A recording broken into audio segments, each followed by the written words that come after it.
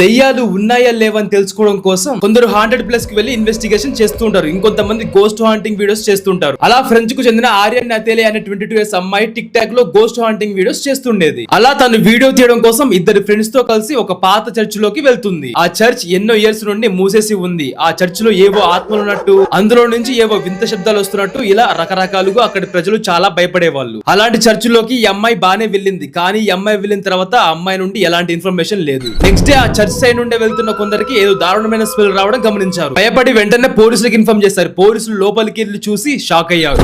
ఎందుకంటే ఆ అమ్మాయి అక్కడ దారుణంగా చనిపోయింది.